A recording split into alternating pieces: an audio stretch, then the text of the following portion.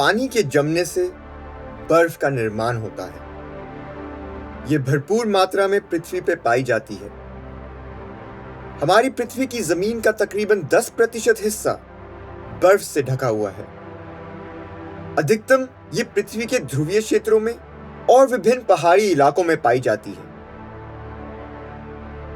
कभी कभार ये आसमान से हिमकण और ओलों के आकार में भी गिरती है। पृथ्वी पर ऐसे कई इलाके हैं जो साल भर जमे रहते हैं। ये इलाके बहुत ही ठंडे और असत्कारशील हैं। जीवन फिर भी इन इलाकों में पनपने का कोई ना कोई रास्ता खोज ही निकालता है। हमारे पिछले वीडियो में हमने आपको दिखाया था कि धरती के तापमान में सन 1950 से लेकर अब तक 1 डिग्री सेल्सियस की वृद्धि देखी गई है। लेकिन ये जो 1 डिग्री सेल्सियस की वृद्धि है, ये केवल एक औसतन वृद्धि है। हमारी पृथ्वी के कुछ इलाके इस औसतन बढ़त से ज्यादा गर्मा चुके हैं। अमेरिकी अंतरिक्ष एजेंसी नासा द्वारा प्रकाशित की गई ये विजुअलाइजेशन हमें इस बात को बेहतर ढंग से समझने में मदद करेगी। इस विजुअलाइजेशन में सन 1951 से लेकर सन 1980 के औसत तापमान को एक संदर्भ मूल्य के रूप में इस्तेमाल किया गया है। इस विजुअलाइजेशन में अगर पृथ्वी के किसी क्षेत्र में तापमान इस संदर्भ मूल्य की तुलना में बड़ा है तो इस बढ़त को लाल रंग में दर्शाया गया है, और अगर तापमान इस संदर्भ मूल्य की तुलना में घटा है तो इस घटाव को नीले रंग में दर्शाया गया है। तो चलिए अब हम इस विजुअलाइजेशन को प्ले करते हैं और देखते हैं कि पिछले कुछ 100 सालों में हमारी पृथ्वी के विभिन्न क्षेत्र कितना गर्माए हैं।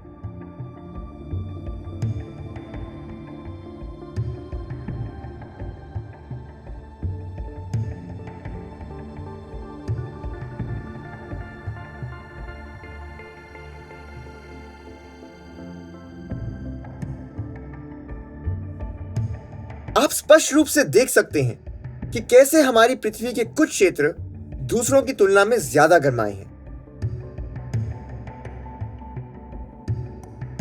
अब आप इन दो क्षेत्रों पर ध्यान दें।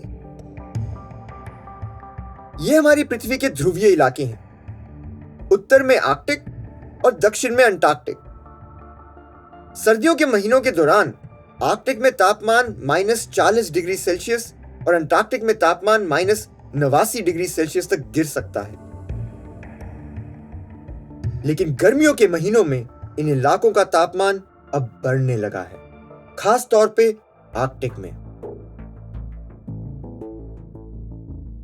आज आर्कटिक धरती के बाकी क्षेत्रों की तुलना में 2 गुना ज्यादा गर्मा रहा है। जहां पृथ्वी के बाकी इलाकों का औसतन तापमान 1 डिग्री सेल्सियस बढ़ा है, वहीं आर्कटिक का औसत तापमान करीबन 2 डिग्री सेल्सियस बढ़ा है। ग्रीनलैंड और साइबेरिया जैसे इलाकों में तो औसतन तापमान में बढ़त इससे भी ज्यादा पाई गई है। आगे बढ़ने से पहले हमें कुछ शब्दों और उनकी परिभाषाओं को स्पष्ट कर देना चाहिए। जब हम ध्रुवीय क्षेत्रों की और वहां पे पाई गई बर्फ की बात करते हैं, हम बर्फ के विभिन्न प्रकारों के लिए विभिन्न शब्दों का प्रयोग करते हैं। तो आइए इन पे एक नजर डाल लें। आइस शीट्स या हिंदी में बर्फ की चादर या हिम चादर, जिन्हें कॉन्टिनेंटल ग्लेशियर्स भी कहा जाता है, वो बर्फ है जो जमीन को ढकती है और धीमी चाल से समुद्र की तरफ बढ़ती है। सरल भाषा में बर्फ की चादर एक विशेष प्रकार का ग्लेशियर यानी हिमनद है। जब हम ग्रीनलैंड और अंटार्कटिक में पाए जाने वाले ग्लेशियर्स की बात करते हैं तो हम इन आइस शीट या बर्फ की चादरों की ही बात करते हैं। पृथ्वी पे दूसरे प्रकार के ग्लेशियर एल्पाइन ग्लेशियर या एल्पाइन हिमनद हैं, जो कि पहाड़ी इलाकों में पाए जाते हैं, जैसा कि हिमालय में। इसके बाद समुद्री तट से बर्फ आगे बढ़ती है आइस शेल्फ्स के रूप में। ये जमीन की जगह समुद्र पे फैले होते हैं। कृपया ध्यान दें कि ये आइस शेल्फ्स ज्यादातर अंटार्कटिक में पाए जाते हैं, ना कि आर्कटिक में। इन आइस शेल्फ्स के आगे सी आइस या हिंदी में समुद्री बर्फ पाई जाती है। ये बर्फ सर्दियों के महीनों में समुद्री पानी के जमने से बनती है, और जैसे ही अगला गर्मी का मौसम आता है, ये बर्फ पिघलने लगती है। और कुछ यूं ही ये प्रक्रिया साल दर साल चलती रहती है, ठीक वैसे ही जैसे ये हजारों सालों से चलती आई है। कुछ समुद्री बर्फ गर्मी के महीनों में भी नहीं पिघलती, ये वो समुद्री बर्फ होती है जिसने एक से ज्यादा गर्मी का मौसम झेला होता है और जो इसके बावजूद भी पूरी तरह पिघलने से बची रह गई होती है। ये नई समुद्री बर्फ की तुलना में काफी मोटी होती है, करीब 5 से 10 मीटर तक मोटी। ऐसी बर्फ को हम मल्टी ईयर सी आइस या बहुवर्षीय समुद्री बर्फ कहते हैं। ये आमतौर पर आर्कटिक में अंटार्कटिक की तुलना में ज्यादा पाई जाती है, लेकिन आज आर्कटिक में पाई जाने वाली समुद्री बर्फ में एक भारी मात्रा में कमी देखी जा रही है। इस कमी को हम इस अगली विजुअलाइजेशन के जरिए बेहतर समझ सकते हैं। यह विजुअलाइजेशन भी अमेरिकी अंतरिक्ष एजेंसी नासा द्वारा प्रकाशित की गई है। इसमें सन 1984 से लेकर सन 2016 के बीच आर्कटिक महासागर में पाई जाने वाली समुद्री बर्फ की उम्र को दर्शाया गया है। यहाँ नई समुद्री बर्फ या प्रथम वर्षीय समुद्री बर्फ को नीले रंग के गहरे रंग में दर्शाया गया है और 4 साल से अधिक उम्र की समुद्री बर्फ को सफेद रंग में दर्शाया गया है। इसके ऊपर आप वर्ष को देख सकते हैं। ध्यान दें कि इस विजुअलाइजेशन में नासा ने प्रत्येक वर्ष में से केवल उस विशेष सप्ताह का उपयोग किया है जहां आर्कटिक में समुद्री बर्फ की सीमा सबसे कम थी, जिसे हम अंग्रेजी में मिनिमम सी आइस एक्सटेंट कहते हैं या हिंदी में समुद्री बर्फ की न्यूनतम सीमा। सरल भाषा में समुद्री बर्फ की सीमा समुद्र के उस क्षेत्र का माप होती है जहां समुद्री बर्फ मौजूद होती है। 1984 के साल में ये न्यूनतम सीमा कुछ इस प्रकार थी। गर्मियों के महीनों में समुद्री बर्फ की सीमा आमतौर पर सबसे कम होती है। आर्कटिक के मामले में ये जून, जुलाई, अगस्त और सितंबर के महीने होते हैं। इन महीनों के दौरान समुद्री बर्फ लगातार पिघलती है और अंततः ये एक न्यूनतम क्षेत्र तक सीमित रह जाती है। इसके बाद जैसे जैसे ठंड के महीने नजदीक आने लगते हैं और आर्कटिक का तापमान गिरने लगता है, वैसे वैसे समुद्री बर्फ की सीमा वापस बढ़ने लगती है। अब इस विजुअलाइजेशन को प्ले करने से पहले हम एक काम करते हैं कि हम 1984 के साल में दर्ज की गई समुद्री बर्फ की न्यूनतम सीमा को उसकी जगह पर ही छोड़ देते हैं। इससे हम इस बात का अंदाजा लगा पाएंगे कि सन 1984 और सन 2016 वो साल जिस पर जाकर ये विजुअलाइजेशन समाप्त होगी, इन दोनों सालों के बीच समुद्री बर्फ की न्यूनतम सीमा में कितनी कमी हुई है। तो चलिए अब हम इस विजुअलाइजेशन को प्ले करते हैं।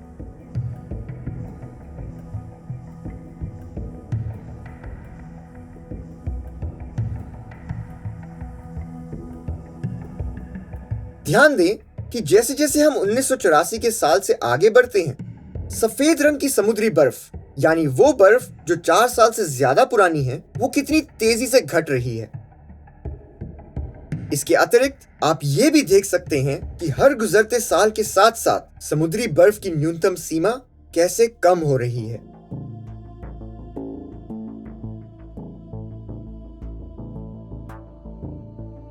तो आप स्पष्ट रूप से देख सकते हैं कि आर्कटिक में मौजूद समुद्री बर्फ में भारी गिरावट देखी जा रही है और साथ ही साथ किस तरह ज्यादा से ज्यादा नई प्रथम वर्षीय समुद्री बर्फ पुरानी बहुवर्षीय समुद्री बर्फ की जगह लेने लगी है।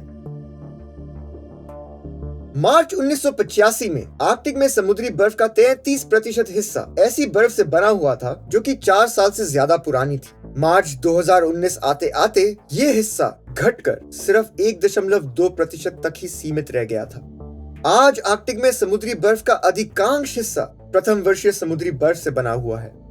जहां एक तरफ मार्च 1985 में आर्कटिक समुद्री बर्फ का सिर्फ 35% हिस्सा इस प्रकार की बर्फ से बना हुआ था, मार्च 2019 आते आते यह हिस्सा बढ़कर लगभग 70% हो गया था। किंतु ये सैटेलाइट से ली गई तस्वीरें पूरी कहानी नहीं दर्शाती। आर्कटिक पर अनुसंधान करने वाले वैज्ञानिकों की मानी जाए तो हालात इससे भी ज्यादा खराब हैं। इतने खराब कि आर्कटिक में बदलाव की गति को देखकर ये वैज्ञानिक खुद आश्चर्यचकित हैं। इनका कहना है कि जमीनी हालात इन सैटेलाइट से ली गई तस्वीरों के बिल्कुल विपरीत हैं। अगस्त और सितंबर की गर्मी के महीनों में वैज्ञानिक अभियानों के माध्यम से ये बात देखी गई है कि आर्कटिक में पाई जाने वाली काफी सारी समुद्री बर्फ इतनी भी स्वस्थ हालत में नहीं है जितना कि ये सैटेलाइट से ली गई तस्वीरें बयान करती हैं। काफी सारी समुद्री बर्फ एक ऐसी स्थिति में पाई गई है जिसे वैज्ञानिक रॉटन आइस या सड़ी हुई बर्फ कहते हैं। ये वो बर्फ होती है जो समय के साथ पिघलते पिघलते एक मधुकोश की तरह बन गई होती है और जो विघटन की अग्रिम स्थिति में होती है। ये रॉटन आइस दिखने में बहुत मजबूत लगती है, लेकिन असलियत में ये बहुत ही कमजोर होती है। इतनी कमजोर कि कुछ फीट चौड़ी बर्फ भी शायद एक इंसान का वजन ना उठा पाए। तो जैसा कि अभी हमने देखा, आर्कटिक में समुद्री बर्फ सर्दियों के महीनों में दोबारा जमने की तुलना में गर्मियों के महीनों में ज्यादा तेजी से पिघल रही है। और आर्कटिक की समुद्री बर्फ की जमीनी हकीकत और जो कहानी सैटेलाइट से ली गई तस्वीरें बयान करती हैं, इन दोनों चीजों में काफी अंतर है। और ध्यान रहे, आर्कटिक समुद्री बर्फ के पिघलने का ये सिलसिला आज भी जारी है। पिछले साल सन 2020 में आर्कटिक समुद्री बर्फ की हालत कुछ इस प्रकार थी, जैसा कि आप इस विजुअलाइजेशन के माध्यम से अपनी स्क्रीन पर देख सकते हैं। ये वो साल था जब आर्कटिक समुद्री बर्फ की दूसरी सबसे कम न्यूनतम सीमा रिकॉर्ड पर दर्ज की गई थी। रिकॉर्ड पर दर्ज किया गया सिर्फ एक ऐसा साल है जब आर्कटिक समुद्री बर्फ की न्यूनतम सीमा इससे भी कम थी, और वो है साल 2012।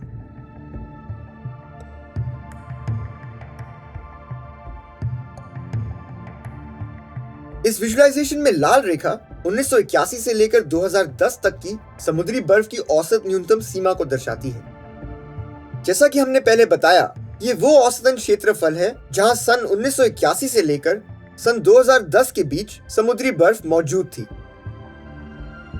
ये घटती समुद्री बर्फ सारे आर्कटिक परितंत्रों को प्रभावित कर रही है, छोटे विषाणुओं से लेकर ध्रुवीय भालुओं एवं मनुष्यों तक। आखिरकार इस क्षेत्र में रहने वाले सारे जीव जंतुओं ने समुद्री बर्फ के साथ जीना सीखा है और उनकी जिंदगी इसके इर्द गिर्द ही चलती है। परंतु अब ये समुद्री बर्फ इतनी तीव्रता से पिघल रही है कि यहाँ रहने वाले इंसानों समेत अन्य जीव जंतु अपने आप को इसके अनुकूल बदल नहीं पा रहे हैं। कुछ जगहों में ये बदलाव कई जीव जंतुओं की प्रजातियों के लिए सकारात्मक है और कुछ जगहों में नकारात्मक। अगर हम पोलर बेयर्स यानी ध्रुवीय भालुओं का ही उदाहरण लें, तो काफी लंबे समय से ध्रुवीय भालू विश्व भर में ग्लोबल वार्मिंग और जलवायु परिवर्तन का एक प्रतीक रहे हैं, लेकिन असलियत इतनी एक तरफा नहीं। आर्कटिक के कुछ इलाकों में ध्रुवीय भालुओं के प्राकृतिक वास का पतन जरूर हुआ है, लेकिन कुछ इलाकों में बेहतरी भी हुई है। आखिरकार मोटी बहुवर्षीय समुद्री बर्फ की तुलना में पतली समुद्री बर्फ ध्रुवीय भालुओं को आसानी से शिकार करने में मदद करती है। तो फिर अगर मोटी बहुवर्षीय समुद्री बर्फ में कमी होती है, तो इसमें तो ध्रुवीय भालुओं का फायदा ही है। लेकिन ये तो आज के वक्त की बात है, साल 2021 तक की। आने वाले समय में ध्रुवीय भालुओं समेत आर्कटिक में रहने वाले जीव जंतुओं की हर एक प्रजाति आर्कटिक समुद्री बर्फ के पतन से बुरी तरह प्रभावित होने वाली है। वैज्ञानिक अब मानते हैं कि साल 2050 के आने से पहले ही आर्कटिक किसी प्रकार की भी समुद्री बर्फ से मुक्त अपना पहला गर्मी का मौसम दर्ज करने वाला है।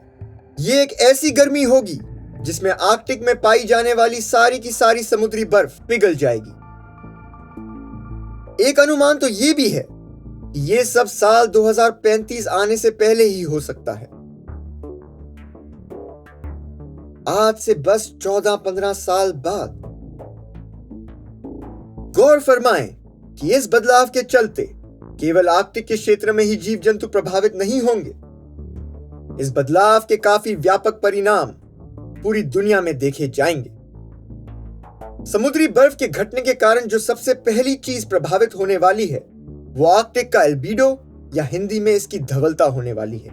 क्योंकि बर्फ सफेद और चमकीली होती है, ये सूरज से आने वाली किरणों को वापस अंतरिक्ष में प्रवर्तित करती है। सफेद बर्फ 80 से 95% के बीच सूरज से आने वाली किरणों को वापस अंतरिक्ष में प्रवर्तित करने में सक्षम होती है। इस प्रक्रिया को हम एल्बीडो इफेक्ट या एल्बीडो प्रभाव कहते हैं। हिम भी सौर किरणों को बर्फ की तरह ही प्रवर्तित करने में सक्षम होती है। अगर आप कभी किसी ऐसे क्षेत्र में रहे हो या आपने कभी किसी ऐसे क्षेत्र का दौरा किया हो जहां बर्फबारी होती है, तो आपका ध्यान इस बात पे जरूर गया होगा कि हिम तेज धूप के दिनों में भी आसानी से नहीं पिघलती। इसके पीछे का कारण यही है कि हिम सूरज की किरणों को परावर्तित करती है, इनको अपने अंदर सोखती नहीं है।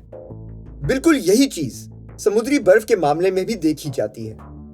लेकिन अब अगर हम ये सारी समुद्री बर्फ हटा दें तो सोचिए इसका क्या परिणाम होगा। समुद्री बर्फ समुद्र को ढके हुए थी। एक कवच की तरह ये सूरज से आने वाली किरणों को समुद्र पर गिरने से रोक रही थी। लेकिन अगर हम इसको हटा देते हैं तो अब सूरज से आने वाली किरणें सीधा समुद्र पर गिरेंगी। और क्योंकि समुद्र ज्यादा गहरे रंग का होता है, ये अपने अंदर सूरज से आने वाली किरणों को अवशोषित करने लगता है। इसके कारण समुद्र समेत हमारी पूरी पृथ्वी का तापमान बढ़ने लगता है। इसके चलते एक पॉजिटिव या सकारात्मक फीडबैक लूप का गठन होता है। समुद्री बर्फ में कमी के कारण महासागर अपने अंदर पहले से भी ज्यादा गर्मी अवशोषित करने लगते हैं, जिसके परिणाम स्वरूप पृथ्वी का तापमान पहले से भी ज्यादा बढ़ने लगता है, जिसके चलते पहले से और भी ज्यादा समुद्री बर्फ पिघलने लगती है और इस तरह ये चक्र, ये फीडबैक लूप घूमता रहता है। जलवायु परिवर्तन और ग्लोबल वार्मिंग के मामले में ऐसे सकारात्मक फीडबैक लूप बहुत ही खतरनाक हो सकते हैं। अवश्य हमारी जलवायु प्रणाली में नकारात्मक फीडबैक लूप भी मौजूद हैं, लेकिन वैज्ञानिक अनुसंधान के जरिए इस बात की पुष्टि अब साफ तौर पर हो चुकी है कि हमारी पृथ्वी की जलवायु प्रणाली में सकारात्मक फीडबैक लूप नकारात्मक फीडबैक लूप पर भारी पड़ते हैं। चलिए मान लीजिए कि ये हाथ मानव जाति द्वारा उत्सर्जित ग्रीनहाउस गैसों को दर्शाता है और ये पहिया हमारी पृथ्वी की जलवायु प्रणाली के एक फीडबैक लूप को। जैसे जैसे इंसान द्वारा ग्रीनहाउस गैसों का उत्सर्जन बढ़ता रहेगा, ये पहिया घूमता रहेगा और ये पूरा सिलसिला तब तक चलता रहेगा जब तक कि हम ग्रीनहाउस गैसों के वैश्विक उत्सर्जन को एक सस्टेनेबल या एक संतुलित स्तर पर वापस नहीं ले आते। जलवायु विज्ञान में हम इसे क्लाइमेट फोर्सिंग कहते हैं। इस क्लाइमेट फोर्सिंग के पीछे प्राकृतिक कारण भी हो सकते हैं और इसके पीछे मानवीय गतिविधियां भी कारण हो सकती हैं। उदाहरण के तौर पर सूरज से आने वाली ऊर्जा या वो धुआं, धूल और मिट्टी जो कि वायु प्रदूषण से उत्पन्न होते हैं या जो कभी किसी ज्वालामुखी के फटने से उत्पन्न होते हैं। अब समस्या ये है कि एक समय के बाद, जिसे हम जलवायु विज्ञान में टिपिंग पॉइंट या टिपिंग बिंदु कहते हैं, ये पहिया, ये पॉजिटिव फीडबैक लूप हमारे नियंत्रण से बाहर चला जाएगा। इसके पश्चात अगर हम अपनी ग्रीनहाउस गैसों के उत्सर्जन को घटाकर एक सस्टेनेबल या एक संतुलित स्तर पर ले भी आए, तभी भी ये पहिया शायद घूमता रहेगा, रुकेगा नहीं। हम ये स्पष्ट रूप से नहीं कह सकते कि इस पहिए को अपने आप से रुकने में कितना समय लगेगा और जब ये जाकर रुकेगा तब तक हमारी पृथ्वी की जलवायु प्रणाली में इतने गंभीर बदलाव हो चुके होंगे कि हमारे लिए इन परिवर्तनों को वापस पलटना असंभव होगा।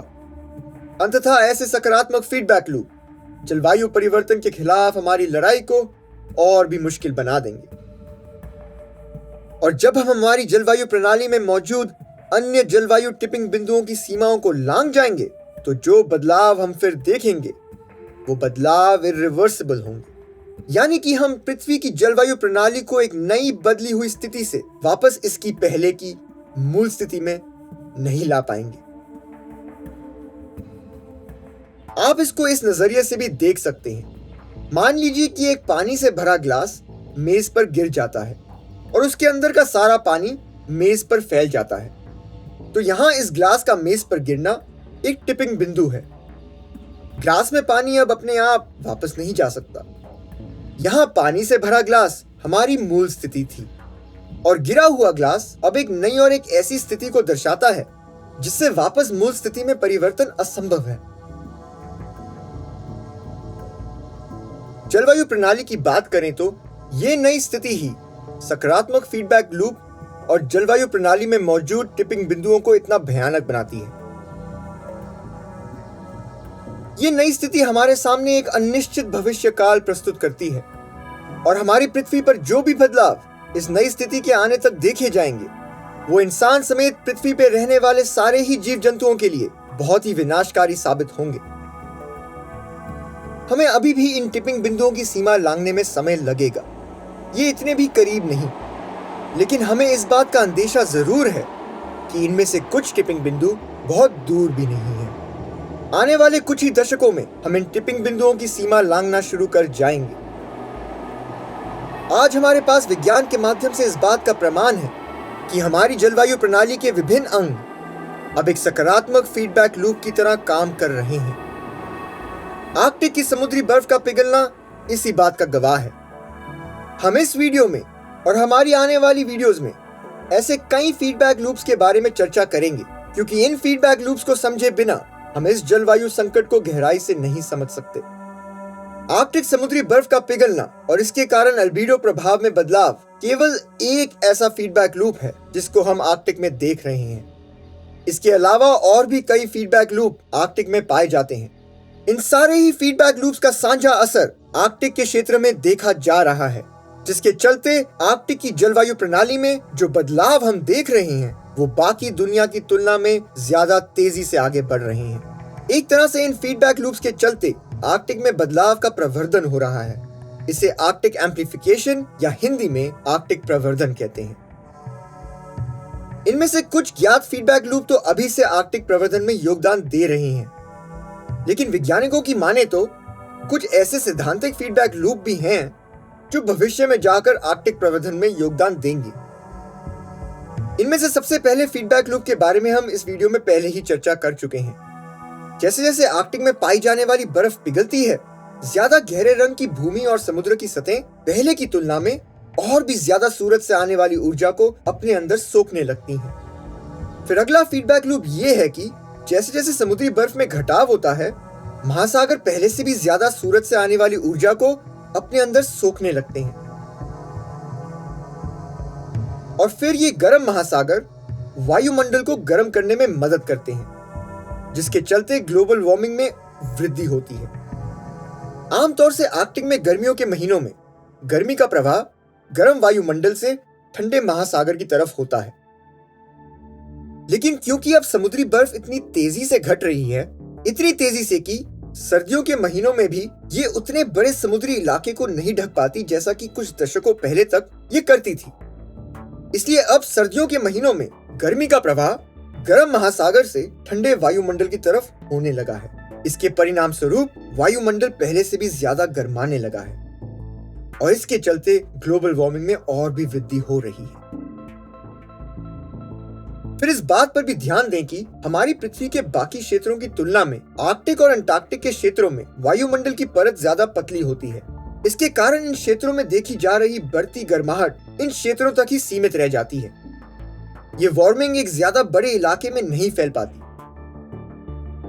इसके चलते ये क्षेत्र पृथ्वी के बाकी क्षेत्रों की तुलना में ज्यादा गर्माने लगते हैं।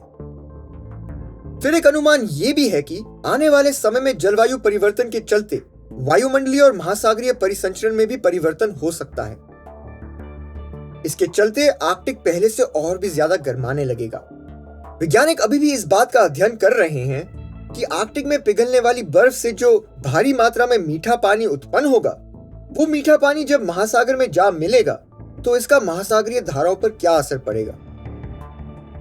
फिलहाल तो अनुमान यही है कि हमारी पृथ्वी की जलवायु प्रणाली में एक बहुत ही अहम भूमिका निभाने वाली ये महासागरीय धाराएं इस विशाल मात्रा में मीठे पानी के जुड़ने से धीमी हो जाएंगी। वैज्ञानिकों का अनुमान है कि ऐसा बदलाव लंबे समय के अंतराल में हो सकता है। एक संबंधित अनुमान ये भी है कि जैसे जैसे आर्कटिक पहले से और भी ज्यादा गर्म होने लगेगा, वैसे वैसे ही उत्तर पश्चिमी यूरोप जैसे इलाके पहले से और भी ज्यादा ठंडे होने लगेंगे। तो जैसा कि हमने अब देखा, आर्कटिक प्रवर्धन आर्कटिक के क्षेत्र के लिए एक बहुत ही गंभीर मसला है, लेकिन जो बदलाव इसके चलते आर्कटिक में देखे जा रहे हैं वो सिर्फ आर्कटिक तक ही सीमित नहीं रहेंगे। इनके परिणाम विश्व भर में महसूस किए जाएंगे। समुद्री बर्फ के पिघलने के साथ साथ आर्कटिक में हो रहे अन्य बदलाव एक खतरे की घंटी की तरह है। ये खतरे की घंटी हमें हमारी आंखें खोलने के लिए कह रही है, लेकिन हम एक गहरी नींद में हैं। हमारी अज्ञानता ने हमारी आंखों पर एक पट्टी बांध दी है। हम भूल जाते हैं कि प्रकृति अन्य संतुलनों के आधार पर चलती है। इन संतुलनों के साथ हल्की सी भी छेड़छाड़ इस दुनिया पर ऐसे परिवर्तनों को उत्पन्न करेगी कि जिस सभ्यता पे हमें इतना गर्व है, उस सभ्यता इन परिवर्तनों के सामने टिक नहीं पाएगी। ये समुद्री बर्फ हजारों सालों से आर्कटिक में मौजूद रही है, लेकिन सिर्फ पिछले 200 सालों की मानवीय गतिविधियों के चलते आज हम इसे ऐसी दहलीज पर ले आए हैं कि बस आने वाले कुछ ही दशकों में ये खत्म होने की कगार पर आ खड़ी होगी। इस खतरे की घंटी समेत और कई ऐसी खतरे की घंटियां अब हमारी पृथ्वी पर बजनी शुरू हो गई हैं। अगर हम अब भी अपनी नींद से नहीं जागे, अपनी अज्ञानता से नहीं उभरे, तो हमारे आगे का रास्ता सिर्फ हमारे विनाश पर ही जाकर खत्म होगा। ये है हमारी बदलती दुनिया। हम अपने अगले वीडियो के साथ जल्द ही लौटेंगे। हमारे चैनल को सब्सक्राइब करना ना भूलें।